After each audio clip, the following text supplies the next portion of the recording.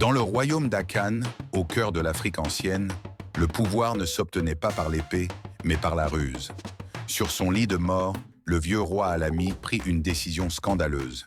Son trône irait au plus grand, au plus ingénieux, au plus audacieux, menteur du royaume. Diriger, selon lui, demandait plus de manipulation éclairée que de force brute. C'est ainsi que commença la plus étrange des compétitions. Le cœur d'Akan battait dans le palais taillé dans la roche rouge, où les murs narraient la ruse des ancêtres. 3 âmes ambitieuses répondirent à l'appel du roi. Le premier fut Kofi, le menteur malin, un artiste dont la réputation était de transformer la banalité en légende flamboyante. Il était agile, pétillant, et son sourire était une promesse de merveilleux. Le deuxième était Amadou, le menteur audacieux, une tempête d'exagération. Il sculptait ses récits dans l'air avec une grandiloquence théâtrale, faisant passer le plus petit exploit pour un miracle cosmique. Sa démarche était pompeuse, sa voix héroïque. Et puis, il y avait Bala, la discrétion même, vêtements simples, visage calme, presque effacé. On chuchotait qu'il était un menteur parce qu'il était le seul à pouvoir cacher ses véritables talents sous un air d'innocence et de sagesse profonde. Le roi Alami, assis, fit un signe. « Montrez-moi ce que vous savez faire. Le trône ne se donne pas au plus bruyant, mais à celui dont le mensonge révèle la plus grande vérité sur son cœur et sa ruse. » 1. L'épreuve du mensonge personnel. Kofi s'élança le premier, ses yeux lançant des éclairs. « Ô grand roi, j'ai escaladé le pic de l'ombre.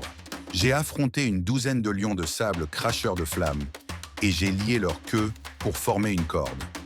Le vent était si fort qu'il a volé mon ombre, me laissant marcher sans double pendant 3 jours, et le vent m'a supplié de lui rendre mon autre moi. » Ses mains dansaient, animant le spectacle. Amadou rit, méprisant. « Une ombre ? Moi, j'ai traversé le désert sans retour. Non seulement sans eau, mais j'ai bu le soleil lui-même. J'ai commandé à l'horizon de reculer de 1000 lieues pour me donner de l'air frais, et la dune de sable la plus haute est devenue mon esclave personnel, me protégeant comme un mur de verre. » Il gonfla la poitrine, un colosse de vent et d'exagération. Le roi se tourna vers Bala. Bala parla d'une voix basse. « Je n'ai affronté ni lion de flamme, ni bu le soleil, ô roi. Mais j'ai récemment voyagé au village de Kolo, où 2 familles se disputaient l'eau de la rivière. J'ai raconté à la première famille que j'étais le messager de l'esprit de la rivière venu pour les juger. Et à la seconde, j'ai dit que j'étais le porteur du châtiment. » Il marqua une pause. Les 2 familles, par peur et par ruse, ont commencé à se cacher de moi. Pour cela, elles ont creusé de nouveaux puits plus loin, se détournant de l'eau disputée, et la paix est revenue sans que je n'ai jamais eu besoin de mentir sur qui j'étais réellement. Mon mensonge était dans l'intention que j'ai placée sur mes mots, pas dans les mots eux-mêmes. Le roi Alami hocha la tête, intrigué par la subtilité de Bala. Les jours se transformèrent en semaines d'épreuves, le roi cherchant à savoir si le mensonge révélait l'égoïsme ou la préoccupation pour le peuple. La défi de la famine fut lancée, simulant une grande sécheresse. « Le grenier est vide », annonça le grand chambellan. « Comment nourrir 1 millier de bouches avec rien ?» Kofi revint confiant après 2 jours. « Ô roi, le secret de la faim est l'illusion. J'ai dit aux marchands que j'avais une graine magique décuplant le grain, et je leur ai promis une récolte miraculeuse la semaine suivante. Par la peur de manquer cette nouvelle magie, les gens se sont rués sur la moitié du stock disponible, mais l'ont acheté à prix dérisoire, puis se sont mis à cultiver leurs terres avec 2 fois plus d'ardeur, attendant mon miracle.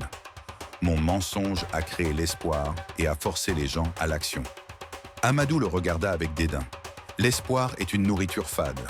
Moi, j'ai dit au peuple que la famine était la punition des dieux pour la faiblesse de leurs prières.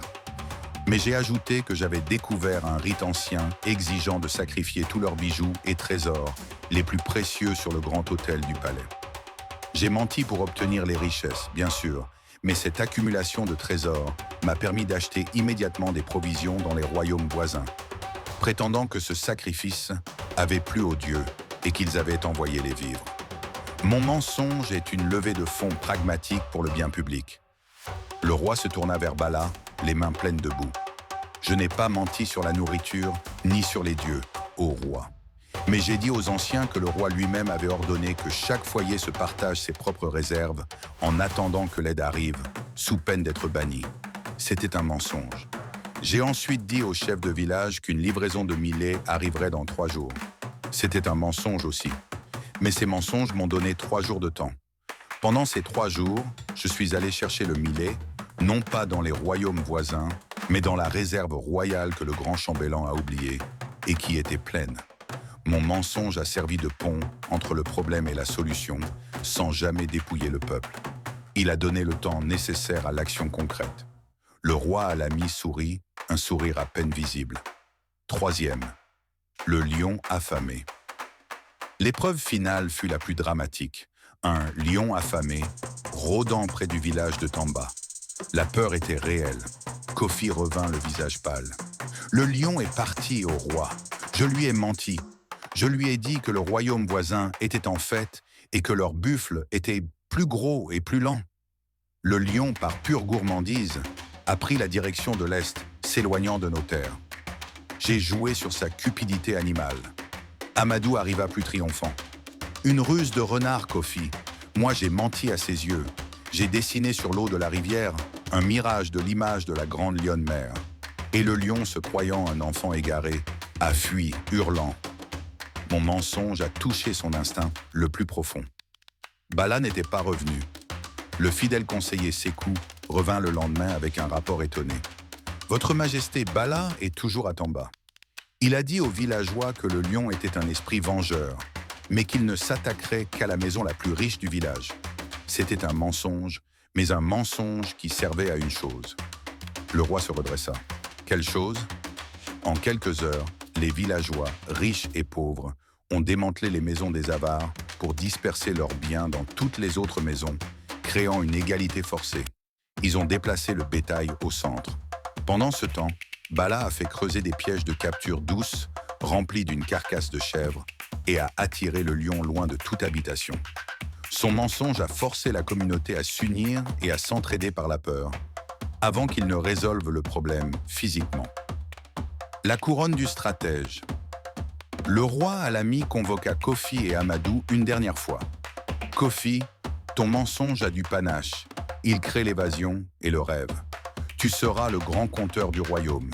Tes histoires inspireront nos enfants. Amadou, ton mensonge est audacieux.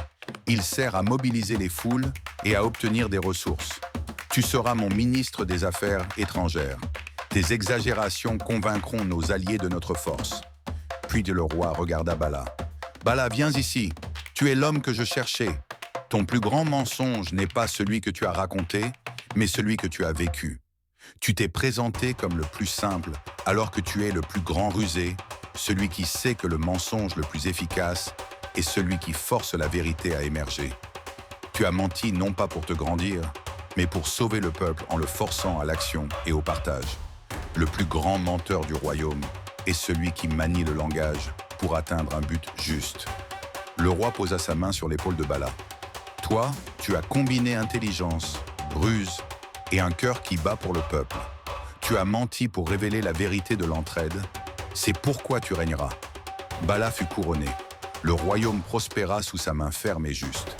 L'histoire du plus grand menteur devenu roi se transmit de génération en génération, rappelant à tous que la véritable ruse n'est pas de tromper l'autre, mais de se tromper soi-même sur ses capacités pour le bien commun. Et que parfois, un mensonge bien placé peut être la chose la plus honnête qu'un dirigeant puisse offrir à son peuple.